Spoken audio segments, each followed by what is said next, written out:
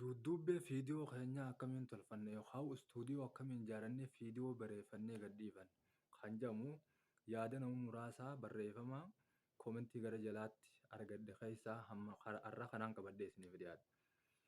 Warreen ammoo duddubbee akkamiin tolfanna suuraa garaagaraatiin warreen jiru amma dura fiidiyoo imijii firii ta'e kan seera yuutuub hin cabsine kan yuutuub isinirratti koopiraayitiin goone.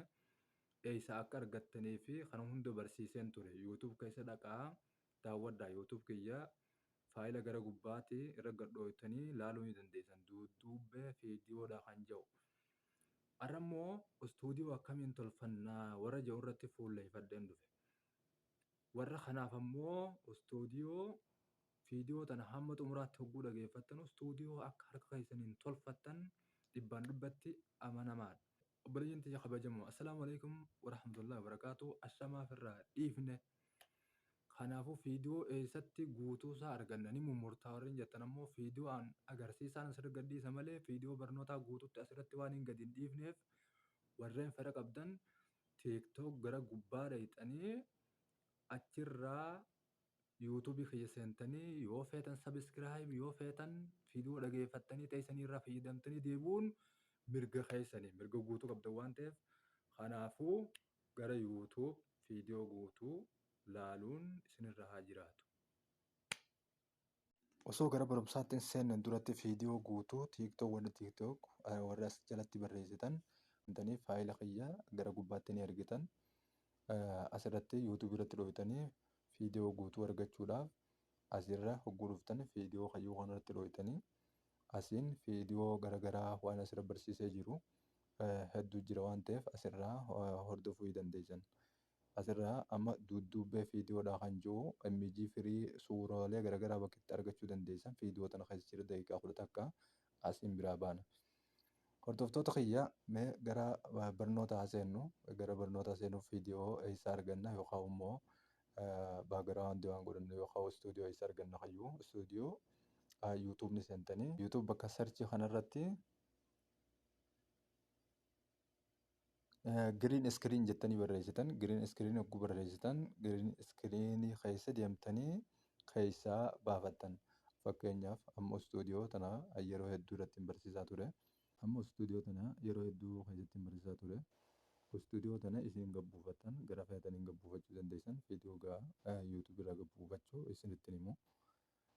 Gara duuba deebinee eessatti tolfannaa kan jedhamu waliin ilaalla. Innis gara lamaan toluu danda'a. Fiidiyoon kun kan duraanii Kinimaaster keessatti baratamee ture.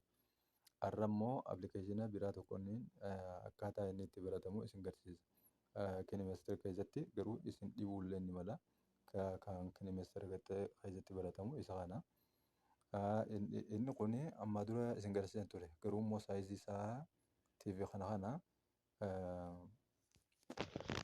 fiidiyoo duraan irraa laaluu ni dandeessanii kireet niiwus kayyuu kanarratti dhoofitanii asirratti yuutuubiin kan inni fudhachuu danda'u 16.9 kana asirratti asirra kaayattanii achi booda niiwus kayyuu kanarratti dhoofitanii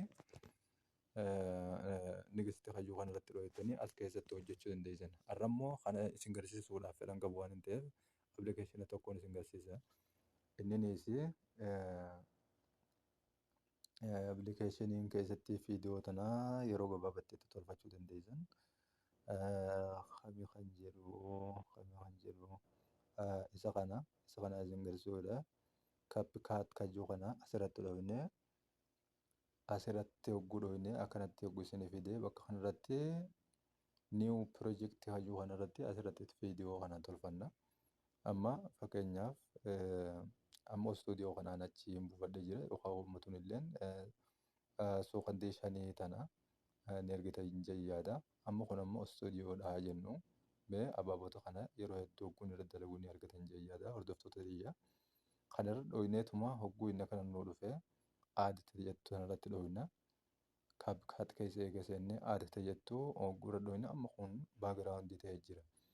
Amma an fiidiyoo tana gabaabsuudhaaf waan fedha qabuuf yoon wanni kun hedduu isinii galuu baate yuutuubii jalatti barreessitanii ammallee na gaafachuu dandeessan. Asirratti ni dhooftan bakka kanarratti ni argitan jechuudha. Asirratti dhooytanii amma kan duraa yoon fi amma viidiyoon duraa baagiraawundiidha. Ammoo viidiyoo ammaan tana viidiyoo teessan qulqulluudha feddan. Mee asirratti dhooyne asirratti hogguu dhooyne amma mee viidiyoo tiyyaan fidaa isiniin jiru amma viidiyoo tiyya tana fidee baagiraawundii isaa akka inni itti jijjiiruuf kana isin agarsiisa. Aadetta jettu irratti ni hundaa'a. Amma kun gara jalaatti taa'ee jechuudha. Gara jalaatti taa'ee isin waan garaagaraa godhuu dandeessan. Viidiyoo tanaan wal qixxeessuudhaaf viidiyoo tanaan baagiraawundii tana wal qixxeessuudhaaf asirratti dhooytanii mallattoo ida'uu tanarratti ammallee itti dabaltanii aadda jettu tana dhooytanii ammallee asiin fidattanii asumaan dhooytanii itti dabaltan. Amma wal qixxaatee jira. Aadda jettu tana dhooytanii amma akkatti wal qixxaatee jira. Mee irraa murra. Asitti immoo qixxee viidiyoo keessanii kanatti irraa murtan. Asirratti takkatti dhooyne egaa baagiraawundii sanatti dhooyne ulee tanarra muruudhaaf bakka tana dhooyna. Bakka tanarratti gabbuuni asirratti dhooyna. Gama asii kanatti ilkee gara as garagaltee jiru tanarratti asirratti dhooyna. Asirratti hogguu dhooyne akkana nuuf ta'ee jira. Amma viidiyoo biraallee itti naquu waan garaagaraa hin dandeenye. Garuu immoo fedhiin keenya muruu waan ta'eef murree wal qixxeessuuf waan jaanuuf takka harkaan keessa gad dhooyne. Harkaan eega gad dhooyne booda hammi muramuu deemu lakkoofsaan asirratti isin agarsiisa. Hamma kanaatu viidiyoo keessanirraa muramuu deema eeyyan. Diilette jettu tajaajila tanaa tunni mul'atti ni argitanii diilette jettu irratti dhooytan. Achi booda immoo akka agarsiisaa appilikeeshina kanaa isinitti finneef irraa eegdanii bakka kanarratti firraa diilet gootan ammaasu diilet ni goona. Amma qulqulliidha waan ta'eef as harkifanna. Mee viidiyoo wal qixxeessuudhaaf harkuma hin qabne asirratti as harkifna. Viidiyoo wal qixxeessine akkamiin hoo kan jiru akkamiin viidiyoo guddifna. Viidiyoo fuula keessa fuula viidiyoodhaa keessa fuuluma viidiyoo keessa harkaan gaxxuuxan takka hogguu gaxxuuxan harkaan isii gara gubbaa jirtu tana qabdanii harkiftan. Hanqa saayiziin isaa hamma isin feetan ta'utti harkumaan qabdanii harkiftan. Amma akkanatti harkifame. Baagiraawundii isa kana akkamiin jijjiirraa kan jiru mee amma achitti haarufnu baagiraawundii isaan jijjiirra. Baagiraawundii irra as deemtanii remove baagiraawundii kan jiru kan inni argitan akka suuraa namoota lamaa qabu kana remove baagiraawundii kan jiru kanarratti takka ni dhooytanii.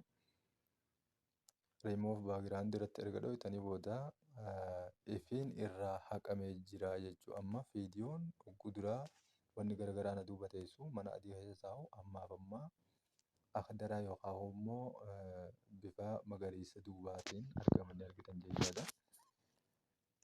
Asirratti saayizii isaa yoo nuuf guddisuu xiqqeessuu hafeetan taate kun immoo viidiyoo gara yeroo biraatti walitti deebi'uun dirqama. Kun amma as keessatti ammaaf isiniif ibsuu hin danda'u. Asiin akkasitti harkaan hogguu torbattanii booda viidiyoo kana amma taphachiifnee ilaalla. Taphachiisuudhaaf bakka kanarratti dhooyna.